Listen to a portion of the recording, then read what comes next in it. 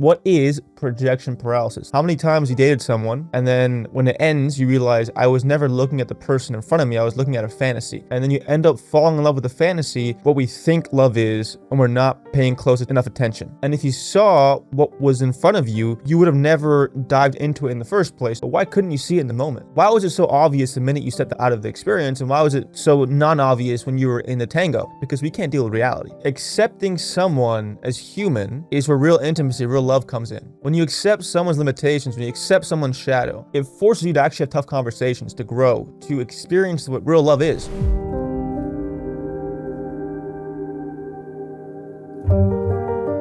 Hello everyone, welcome to a new episode of the New Age Sage podcast. Today's episode is going to dive into a topic I think too many people deal with in the initial stages of dating someone, which is a concept I'm coining right now called projection paralysis.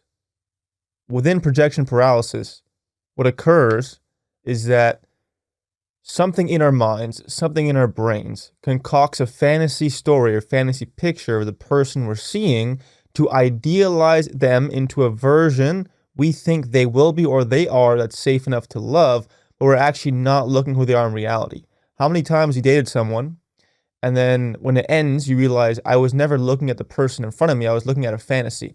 And then you end up falling in love with the fantasy, and because you fall in love with the fantasy, you're never actually dealing with what's in front of you. And if you saw what was in front of you, you would have never dived into it in the first place. So let me paint out a picture of how this plays out is that you meet someone, you like them, they check the boxes for you, you then get anxiously attached to them, you think, why aren't they messaging me? Why aren't they doing that? Why aren't they doing this? Why don't they love me the right way? And people stay in that because they think the person's perfect. They think the person's amazing. And they project this perfect image onto them when in reality, they were always kind of a shit. So the intention of this episode is to portray and figure out why we project this to people we're seeing, why we idealize them, and how to step into a more truthful way of loving, a truthful way of dating, where we can really see that the person who they are. And when you can actually see the person who they are, you're not idealizing them. You can actually create something real because it's real. You're not dealing with your own fantasy. So to kind of flesh this out a bit, let me tell you the story of a movie we all love that shows this point beautifully, which is the movie 500 Days of Summer. So let me just summarize this and we can unpack it together. Let me tell you a story. Not a love story, but a story about love. Or rather, what we think love is when we're not paying close enough attention. This is the story of Tom Hansen, a hopeless romantic who believes in fate, serendipity, and that every great love story needs a perfect soundtrack. He's a greeting card writer with a penchant for the Smiths and idealized romance. I totally accidentally wore this t-shirt right now, which is funny. The Smiths t-shirt. And when Summer Finn walks into his life, he's sure she's the one. Why? Because she likes the same obscure music, because she's mysterious, because she's different, and mostly because Tom wants her to be.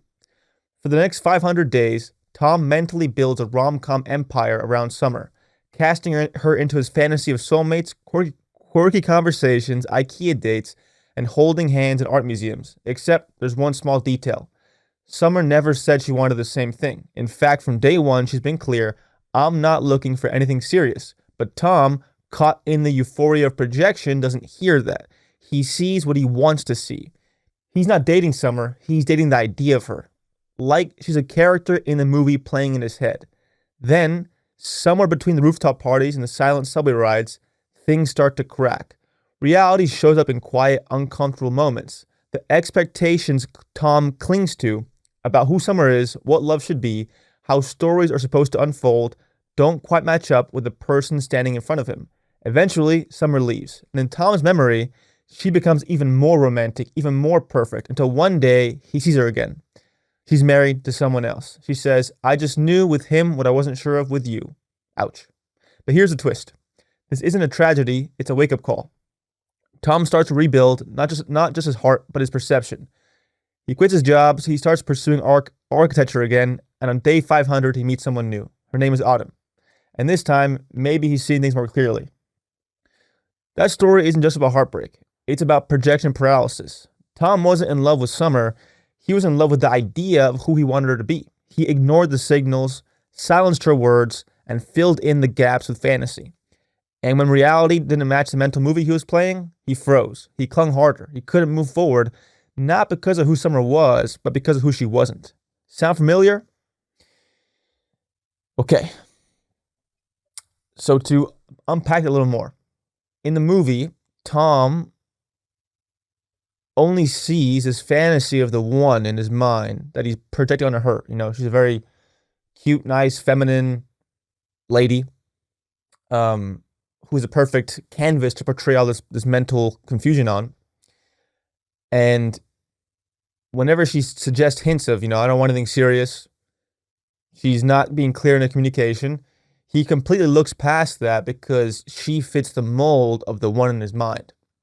Now think of how common that is, where you meet someone and they fit the potential mold of the person for you. And because you're so desperate for that to be a reality, you ignore the signals that suggest it may not be that way. And it often takes a lot of time for a person to have enough of those experiences to realize, I can't be living in a fantasy, I have to be aligned in the reality.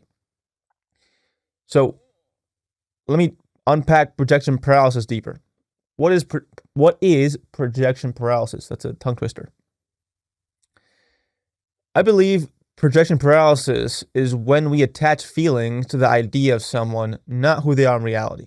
Essentially, when we fall in love with a fantasy, which is, again, the same rubric of a relationship ends. You write down who they were on paper and who you thought you saw in the beginning.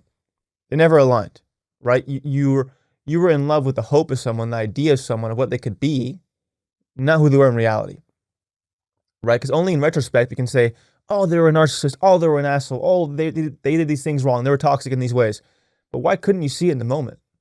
Why was it so obvious the minute you stepped out of the experience, and why was it so non-obvious when you were in the tango? Because of this, because we're projecting the ideal of who we think someone needs to be the one onto someone because we can't deal with reality. This leads you to ignore obvious red flags and hoping one day that they choose you and meet your needs, when in reality they never will, right? Like Tom, I'm sure he heard that she doesn't want something serious, and a need of his was, I want something serious. But he hopes in time that because she's the one, because she has all these amazing traits, in time she'll want me to be solely with me. In time she'll want a relationship. So again, fantasy, not reality. Now that I've laid this out on a surface level, projection paralysis, why does this happen? In my life, what's really moved the lever in pattern shifting is understanding why these things happen, right? Because you don't understand why, you don't get to the core of the issue. And if you don't get to the core of the issue, you can't really clear what's going on. So why does this happen? I have a lot of reasons here. Okay. I've touched upon this, but it begins with the projection of the perfect woman or man. This fantasy lives in your head of the perfect man, the perfect woman, the way you think the one should be. Right? They have all these boxes to check. They have all these things right there. Where this begins is actually interesting, is that as a child, our parent wasn't perfect. Our mother or father was not perfect. So what ends up happening is that as a child, it's too painful to accept the reality of the shitty parent. Shitty may be a harsh word, but the distant parent, the emotionally non-responsive parent, the parent who stonewalls you, the parent who isn't there at your games, the parent who isn't meeting your needs correctly, the parent who puts you down. It's really hard for a kid to look at their parent accurately and truthfully and say, my parent is kind of a shit in these ways. They're not perfect. Because you're a kid, to feel safe, you have to idealize your parent, right? It's much easier to think of dad as a superhero and ignore his traits aren't great, or look at mom as this amazing woman and not look at the traits aren't real. I can look now, my mother's passed away.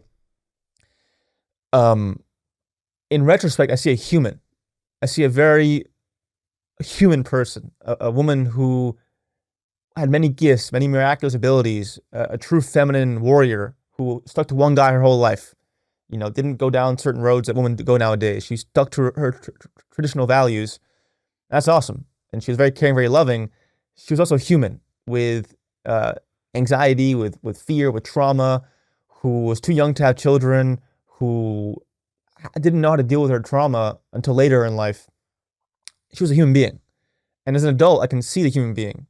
As a child, I saw my mother as Superwoman. I saw her as this amazing woman, and she did not give me the attention I believed in my subjective mind I needed to feel safe and feel loved. I didn't feel like I was there. But instead of looking, I couldn't, as a child, you don't have the ability to look at your parent and think, oh, my mom has trauma. She was abandoned as a kid. Her dad wasn't there. So, she's dealing with shit. A 5-year-old can't think that. A 10-year-old doesn't know that. So they end up thinking that my mom's great. My mom's perfect. It's my fault. It's my fault, right? My mother is great. My mother's amazing. So beautiful, so nice, so wondrous. Everyone loves her. This is obviously my fault. I'm doing something wrong. I'm not like I'm not worthy of her love.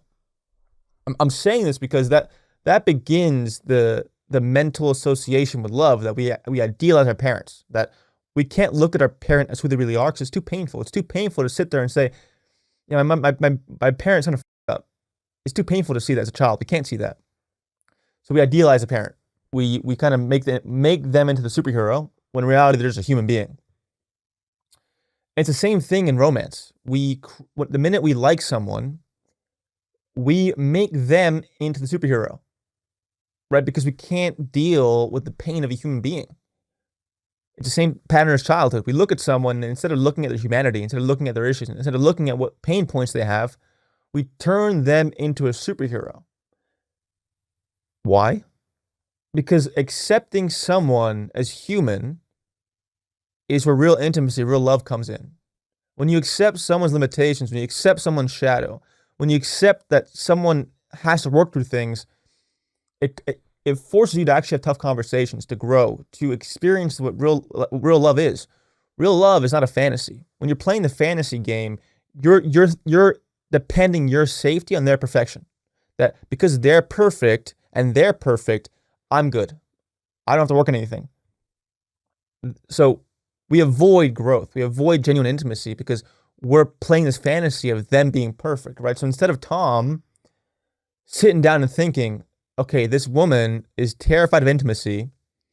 She doesn't want something serious, yet she's showing me so much affection, right? The core issue in the movie is that both parties were incorrect in my eyes, right? Tom should have been man enough to state his boundaries and then leave because she couldn't meet them. So it's his fault mostly. But where her confusion comes in is that although she said she did not want something serious, she was treating him like a boyfriend. She was holding hands, being very romantic, seeing him all the time, doing couple things, but she couldn't put a label on it. So in reality, Tom could have seen she's a lovely human being and we have great chemistry, but she's so terrified of intimacy, she can't put the label on it. That's real. That's truthful. And that requires nuance. It requires intimacy. That requires vulnerability. That requires love and pain. But no one wants to accept that shit. So when we project the perfect man or woman onto someone else, what happens is we stop looking at ourselves. We stop seeing, okay, this is a human being. Where's the humanity? What's inside them that we have to work through? Because when you accept someone's humanity, that's when real love comes in. That's when real intimacy comes in. That's when real growth comes in. But we don't want to grow. We want them to be perfect, so we don't have to look inside ourselves. Okay?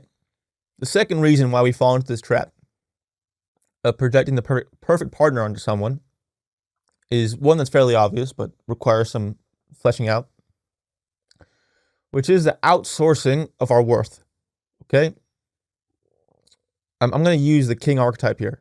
Right? When I'm in the most power, when I'm in the king mode of myself, when I'm the king, it's when my center is within. I'm holding my center, which means that when I'm in the king energy, which is a good amount of the time, thank God, but when it's not, I have to realize it, is that my center is here. It's within. And that archetype, and the queen's the same way. The queen is a woman who feels her center within. It's within her. So when I'm in the energy, what breaks it is believing that. So let's say this is a circle, and in Jungian psychology, the circle is the self. It's the symbol of totality. It's unification. It's wholeness. There's no crack in the circle, right? What ends up happening in our psyches is that, in this example, is that the circle of the self splits. We have a gap, okay? And then we perceive that the gap can only be filled by an external solution. So what happens with the whole, the one psychology is that we see our circle is this, right? And then the missing piece here for us to feel whole in ourselves is the validation and the acceptance of the one, the perfect partner. So for most people, when they find the perfect partner, when they find the one, they believe the circle will shift and then they're whole. So that's the cause of most issues in life, is that we don't understand that we're total, we're complete. We're always complete. The minute we take our soul, our heart of completeness and fracture it into a gap, and we look outside of ourselves to fill the gap, then we get. Let me explain why.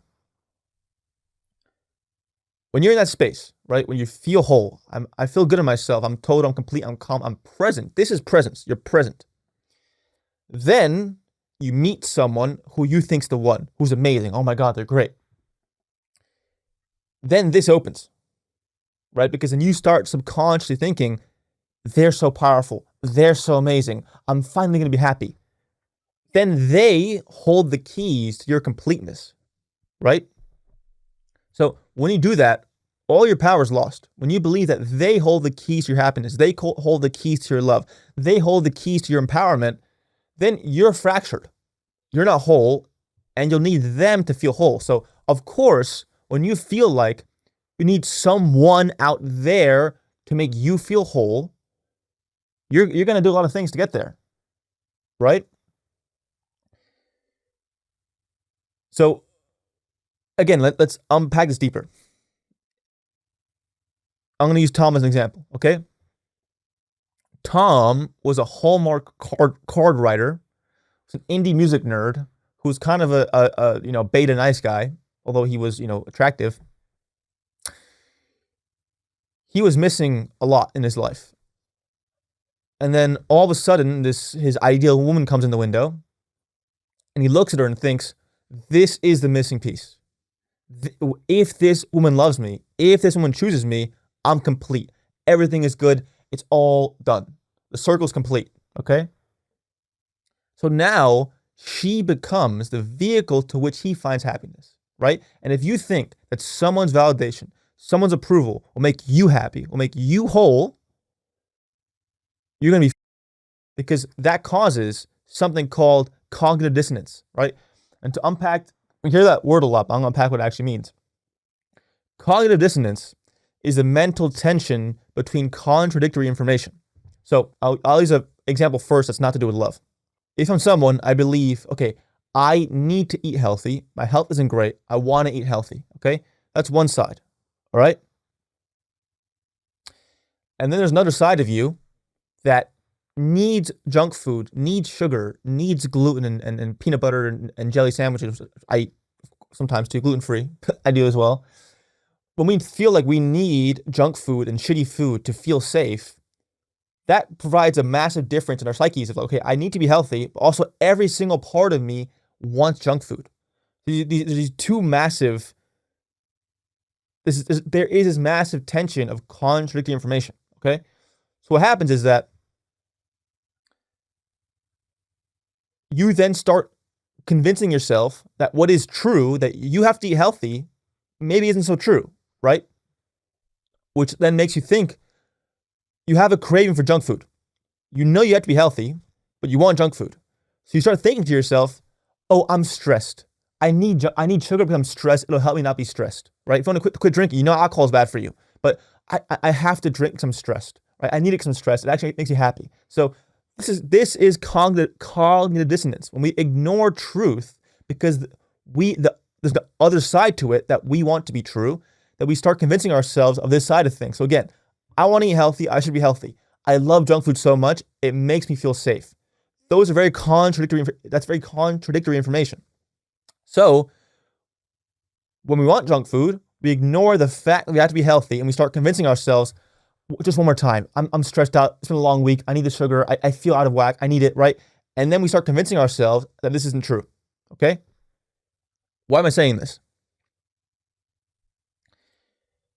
When you believe that someone is the one, that they're the missing person, they hold all the keys to your happiness, they're the perfect partner, they're amazing, And you've been waiting your whole life for this. You've been watching every movie, every Disney movie growing up thinking Prince Charming or Princess, whatever, the Sleeping Beauty, that man and woman are designed to think through retarded marketing that and movies that are designed to hypnotize us that the missing piece of our lives is the one, is the amazing partner who's perfect. So that creates a massive cognitive dissonance where you need that to be true because you've been told your whole life that's when you'll be happy. And most people's lives are so boring that they need that excitement to feel happy. So that's a reality, okay? And that's one side of the cognitive dissonance scale. You're over here, okay? Now, on the other side is the truth of the human being, that no matter who you fall in love with, they're human, they're up, they have good things, they have bad things. You're gonna have to work through those things to find intimacy. To actually love someone, you have to accept their humanity. But that doesn't coincide with a perfect person, right? So like, there's this cognitive dissonance where you know and you feel like that your whole life's been told to you that one person will make you happy. One person will be amazing. When you find your husband or wife, everything will be amazing then. So when you have this idea of the one who is perfect, is amazing, holds all the keys to your kingdom, you're gonna do whatever it takes to keep convincing yourself that's true, even in spite of their humanity. So because you need them to be the one so bad, because you believe that's the key, the missing key to your completeness, again, the missing point of your circle, when you actually see that, okay, they're terrified of intimacy, they have a really weird relationship past, they keep calling their exes narcissists, you see these things are kind of like, well, that's not great. You start ignoring that and convincing yourself, oh, that can't be true. They had a tough past. Oh, they're just dealing with something. You start convincing yourself that that's not true. So this is a mass cognitive dissonance spell when we project perfection, right? Because when you think you need the one to be happy, and there's contradicting information of the human that you start seeing, there are certain things about them that's not going to work. You start convincing yourself it's not true. That it'll pass away, it'll go away. They'll love me one day. They'll fill my needs one day, right? For example, when a person meets someone that they have a deep connection with, there's a lot of boxes aligned, but they're not like suggesting exclusivity. They're still talking to other people, but you know that's true, but you think they're the one. So you start convincing yourself that they'll pick me one day. In 2 weeks, they'll pick me. In a month, they'll pick me. Eventually, they'll commit to me. Like, it won't matter in a month. It doesn't matter they're a womanizer, they're a player. In a month, they'll choose me. So we ignore the bad side. We ignore the side of the person that isn't great. So a lot of women say this, like, they had such a good side, but then they had a bad side. I didn't know what to do. It's this cognitive dissonance. Is that you think that they could be the one, they could be your person. So because you want that to be true so bad, you ignore the bad side. You ignore the part that they're a womanizer, they're a player. They don't want you to commit to them. So you prioritize the good. So you're basically like, your mind can't handle that this can't be true. What has to happen here is that essentially, if we rewire this, is that to find healthy love, you have to completely destroy the idea of the one.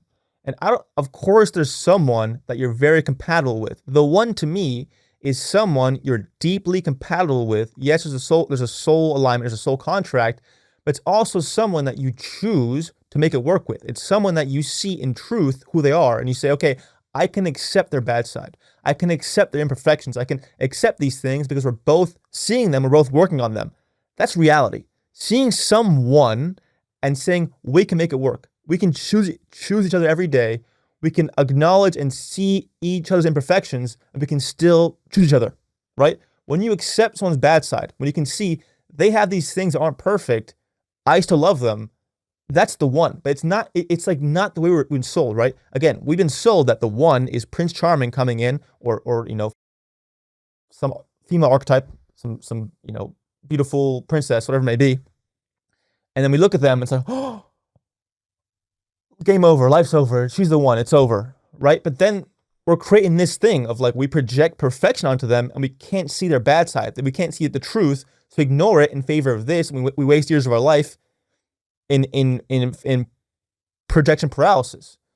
Because the minute you're in fantasy mode with a partner, reality stops. You're not in reality. You're living a lie because you need the one so bad. So this has to begin with a core understanding of what the one means. Again, the one is someone, yes, you have chemistry with. Yes, you feel a soul connection. Yes, there's real love. Yes, you're very attracted to them. Also, you understand that they're not perfect, that you can look at and say, okay, they have these things that aren't great. I I can see that this person will work on them, but I can accept them for now. Right? Like, I'm not perfect. I have things I'm still working on, but my partner knows those things. She knows those things about me. It's not a fantasy. She knows I'm a real human. I know she's a real human. I know she has things that aren't perfect, but I know she looks at them. So it's like, that's reality. That's real intimacy when two imperfect people look at each other and say, you're imperfect, I still love you. I can accept your imperfections as part of you because they make you you. That's real love. That's real, genuine intimacy, but that only can exist when we throw the Hollywood Disney version of the one out the window. When the one, yes, the idea of the one exists in the sense that there's one person that's better for you than everyone else. Sure, that's true. However, that experience is only a result of you actually accepting their humanity and not playing a fantasy game of seeing this is a human being that I choose to love despite all their imperfections. That's reality. But the other side is that we see someone and project perfection onto them and we ignore the bad things. We can't accept it and we convince ourselves it's not even true. So to love someone truly and actually experience what it means to be with a real one is seeing them as real, as seeing I love them, I accept them, I see these things that need work, and I can accept them. And I can accept them because they're working through them. They see them too. So real love is two imperfect people working through their imperfections to create healthy love and heal themselves. That's reality. That's tough shit. No one wants that shit, right? The Hollywood one fantasy sounds so easy, right? You meet someone who's perfect, the perfect man, and because he's perfect, everything else will be perfect. Your whole life's perfect. It's all amazing, right? That's some bullshit. That's not real love. That's actually you avoiding your own growth. Because when you meet someone, a true person, you can see, okay, this person's imperfect. They're gonna say things occasionally that will trigger me. And actually, me working through my triggers is gonna grow for me to be a real, healthy, healed person. So it's when two imperfect people meet. They love each other and they accept the imperfections and work through them and grow together that they actually grow, right? That's real love. Real union is when two people can elegantly, eloquently, and beautifully enough mirror each other in a way to both heal. That's real love. That's uncomfortable to actually look in the mirror and say, oh shit, I'm really not healed here. I have work to do here. My communication and conflict isn't great. I have too much fear. I get angry easily. Whatever it may be, that shit's hard to accept. No one wants to accept that shit. So we project perfection because we want to avoid that reality. It's only when we jump into that reality that we grow as human beings. So the whole script, the whole Hollywood retarded script has to flip and become real, right? The story of the one, of Prince Charming, is not real. What's real is falling in love with a human who's imperfect and whose imperfections you can see as truth and accept them. And not only accept them, but use it as a way to grow in yourself and for them to grow in themselves. That's real. So to go back to 500 Days of Summer, in an ideal world, Tom could have seen, okay, this woman has many traits that I want in a person. She's feminine, she's caring, she's pretty, she likes good music, we like the same movies, awesome. And she does not want to commit to me. She's afraid of intimacy, okay. And he should ask himself and be a man and talk to her and say, hey, we have all these amazing things in common. You know, I haven't experienced this with someone else. I can see you're afraid of intimacy. I can see you don't want to commit. And if a month passes and he wants to commit, you can say, hey, unless you choose to commit now and take this seriously, I'm not taking this seriously. I like you. We're compatible. You either take it seriously or not, or I'm out. And that's because he's real. He's seeing her humanity. He's seeing that she's scared of intimacy. Can we work through this? Can we overcome this? Can we actually lead to something good, right? And then, but that would take her to face her own fear of intimacy, and for him to look at his own bullshit of projecting fantasy, that when both people see that, they can grow, right? If he told her, we're compatible, you like me, you're scared of commitment, you're scared of intimacy, that would, for her to actually find higher love, she would have to sit down and say, I'm scared of intimacy. Or maybe she just doesn't want to commit to him. It could be one of those things, but it takes real conversation. It takes genuine looking at our fears, our traumas in the face and saying, I'm going to work through this. And it's in that working through that higher love's experienced, right? Because your ability to love someone is a reflection of the pureness of your heart. And the pureness of your heart is a reflection of healing the impurities. And we only heal the impurities in the mirror of sacred union, where we feel safe enough with someone to see our shit, see our bullshit, see our patterns of not healthy love, look at them and go, I have to work through this for myself because my heart's not pure here. When I'm in conflict, I get angry easily or I run away easily. I can't do that here. I'm going to grow. It's only in those moments that we actually experience higher love because our heart starts purifying. It's in the purification of our hearts that we experience higher love. So to conclude here, I'm going to add one more point that's important here. If there's one thing I've learned in my hundreds and hundreds of depth psychology books I've read and things I've studied and the amount of 10,000 hours I put into studying this stuff, the ability one person has to look at their own shit, to look at their own imperfections, to look at their own shadow, and to see I'm a human being with issues I have to work through. The more someone has that ability, the more they can see that in someone else, right? Because again, this is the same pattern. Someone meets someone, they think they're the one. They project all this perfection, it doesn't work, and then they say, oh, I was wrong, they're a narcissist, they were the wrong one, they were bad, they were toxic. And what are they never doing? My mom always told me this. When you're pointing a finger at someone, you have one or two pointing outwards, we got three yourself. When in reality, it's actually more so your fault than the other person's, right? So in those moments, it's an invitation to look at your humanity. Like, okay, where was I wrong? I was projecting all this fantasy bullshit onto them. I wasn't healthy. I was being needy. I was doing these things wrong. It's only when we can actually look at our humanity, look at the role we've played in our own unhappiness, look at the role we've played in our own failed relationships. It's only when we look at ourselves that we grow, right? If you're having a conflict with your partner and it's always their fault, it's always them, how can you grow? How can you look at yourself and go, oh, that wasn't good of me. I have to work through that. It can't always be their fault. Why I'm saying this is that when you get in the habit of looking at your own humanity, looking at your own imperfections, looking at I'm kind of up here. I have to grow here. I'm still in a toxic inner child pattern. The more we do that, the more we can see that in someone else, because we don't have the illusion of ourselves that we're perfect. So when we lose that illusion, we can look at someone look at someone truthfully, right? So one solution I presented, long story short, is that you have to lose the idea of the perfect one being someone who has the missing key to your wholeness. Because then you're going to be forced to ignore the things about them that aren't perfect because you believe them being perfect is your salvation. So it's only when we see that the one is someone whose imperfections we can see and love that we can actually find real love. But to start noticing someone's imperfections, we have to start looking at our own imperfections, because the ability to see our own shadow, our own darkness, our own non-healed abilities, that's when we can actually see the truth in someone else. So that's called shadow work. Shadow work is the process of looking at our own imperfections and healing them. But it takes a brave to look at them, right? That's why no one wants to be in a real relationship, because being in a real relationship requires you to look at the parts of yourself that aren't healed. That's the game here. So can you accept someone's humanity and work from there?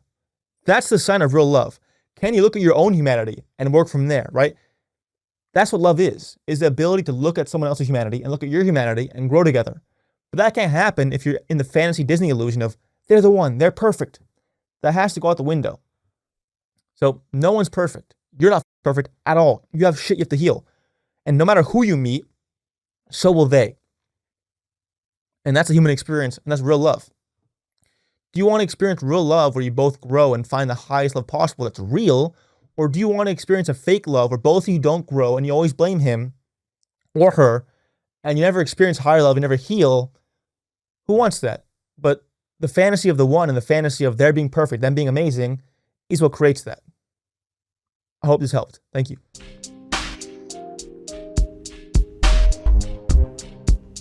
I hope you enjoyed that video.